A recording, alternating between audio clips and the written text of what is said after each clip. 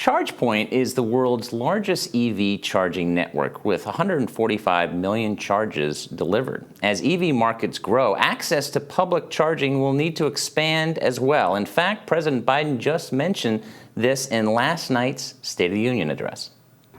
We're going to build 500,000 electric vehicle charging stations installed across the country by tens of thousands of IBEW workers. Today, most EV charging takes place at residences and workplaces. Consumers will increasingly expect the same services, simplicity, and autonomy for EVs as they do for conventional vehicles.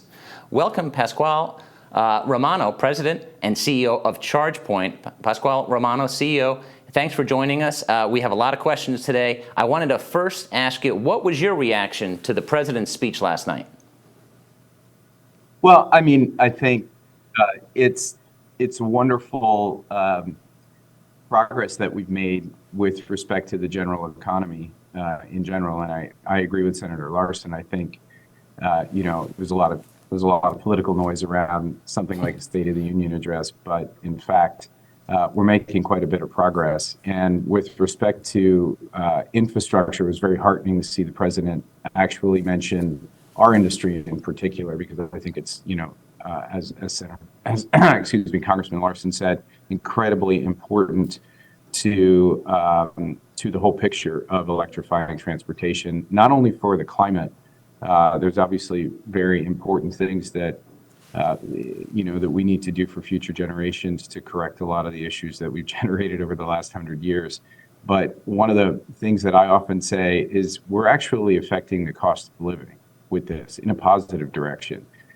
Done well, electrifying transportation drops the cost of living because the cost of transportation is built into everything that we consume. And so I think there's a lot of knock-on effects that are not part of the dialogue right now that are incredibly positive. There are skeptics out there saying it's too expensive, and EVs, they have trouble in the cold. And I just want to get your take on all the skeptics out there, especially with broad goals of expanding the use of EVs, and consumer demand seems to be quite strong. Well, change is hard for the establishment. There's a lot of people with entrenched interests in the way we've always done things, and historically, change is difficult, for folks attached to those industries. But as you see with the progress in electric vehicle technology and the popularity, frankly, if you were to go out and try to buy an EV right now, while things are a little bit better than they were during the pandemic, there's still a waiting list. It's not like they're piling up on lots and consumers aren't buying them. So they're quite popular. You're seeing ads on NFC and AFC championship games for electric vehicles. When it hits the mainstream and the public is actually out buying those vehicles, they can't be that hard to drive or that hard to own. And we're at a point now where we're less than or right about 2% penetrated into the install base of cars. We like to talk about the new car sales rate. What I actually look at is how far into the installed base are we? And we're not that far into the installed base, and the technology is already applicable to what most Americans, if not global citizens, need for their daily transportation needs. What do you want to see policymakers do, whether it's at the federal or state level, in the next few years? So I think what we need to figure out on the policy side, you're expecting me to, by the way, comment on my own industry. I actually think we've got a couple of artifacts of how we've regulated and regulated energy. We've done that at the state level. There's lots of kind of regulatory kind of precedent for that being the bastion of the state. The problem is transportation is a nationwide problem, and cars are mobile. They move between utility jurisdictions, states, et cetera. It's very challenging to have a comprehensive energy policy in the United States and a comprehensive electrification policy if we can't get some homogeneity across states. It's not one size fits all. I think there is some room for locality.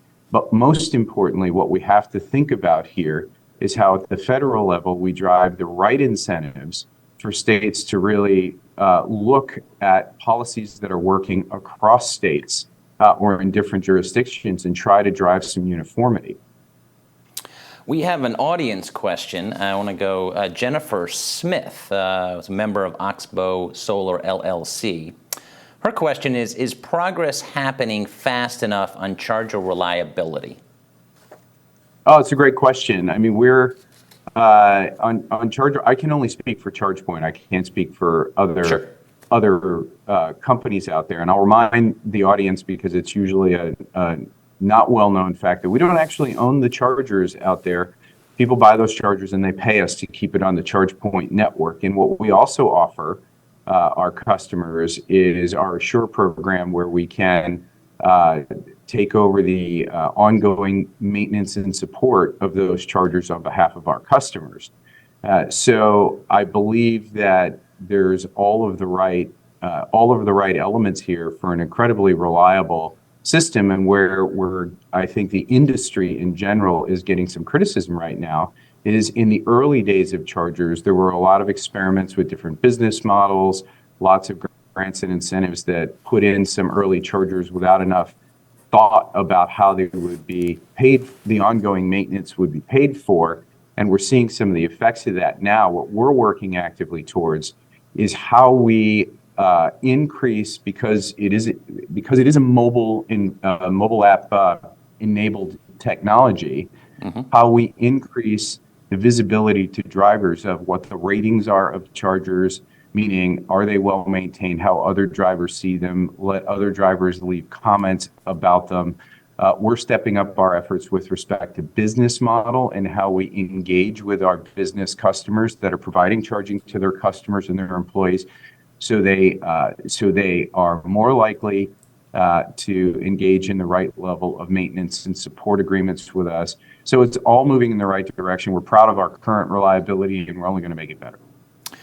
When you talk about EVs, certainly I, as not an expert, always think of new cars. And we've talked about the Biden administration's goal of EVs and new cars. But what about the used car market? Can you tell us a little bit about that?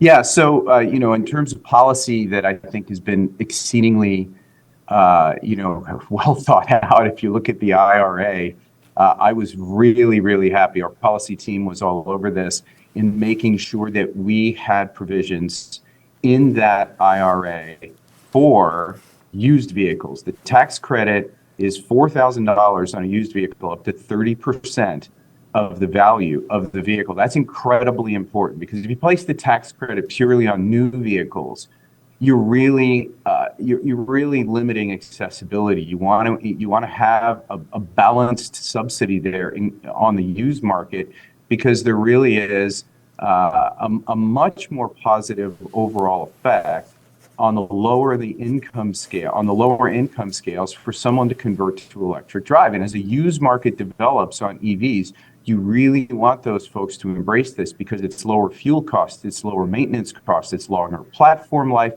and it affects local air quality. So it has a disproportionate effect. So we really, really applaud the policy there on the used vehicles and hope there's more of it. Do you see any difference, and this factors into one of the questions that was sent in by an audience member, can you explain the difference between rural and urban? Is one behind the other? Well, I mean, I think you always wind up having a density issue with rural with technologies. I'll draw your attention to broadband. When I was in the broadband industry for 12 and a half years before I joined Two-Wire. I joined ChargePoint 12 years ago. I was with a company called Two-Wire in the broadband space. And we saw that equity problem early with rural areas, because you don't have a density of subscribers. You have a similar analogous situation in rural areas with respect to infrastructure, et cetera. Those folks they drive longer distances. They're going to be more dependent on metro area fast charge that connects metro areas. And what we also applaud from a policy perspective is the infrastructure bill has specific provisions in it specific forethought to make sure that the rural corridors get electrified early as part of that program, because we don't want to see this developed in purely wealthy urban pockets, right? So I actually think the question is very well founded, and I think there's some good policy out there that's moving that in the right direction. Pasquale Romano, thank you so much for joining us today. Thank you very much.